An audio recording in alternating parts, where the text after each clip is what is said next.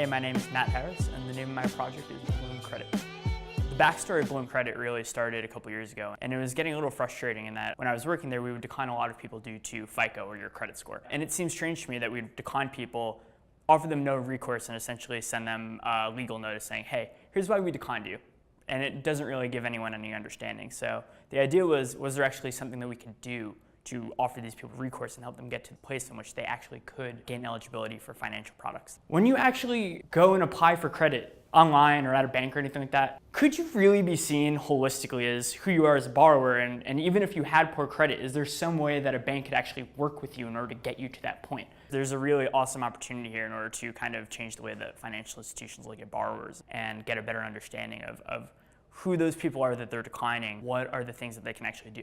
Why are they improving when they improve? Why are they not improving when they don't? And of people who over time actually improve their credit, what are the consistent factors that we find in those people, and how can we replicate them among people who aren't improving their credit? How can we actually find more of those factors and really zero in on them to the point when we really get to doing this at scale?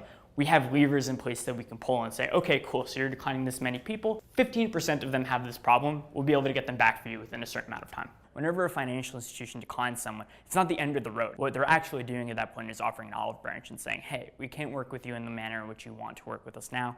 We'd like to in the future, but here's something you can do in the meantime that's actually going to get you to that standing, which is something that financial institutions really have not done at all up until this date. So it's exciting.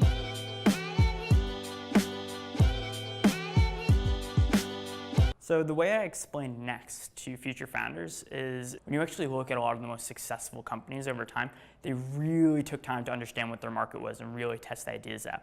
And Nextt is one of probably the few, if not the only accelerator that I've ever come across that really emphasizes that idea of understanding what your market is, really getting a sense of what are the ways in which you can test validation and really get an understanding of who you are. Because there's a process to starting your company, right? And you can't just skip the steps and hope that it's all going to come into place.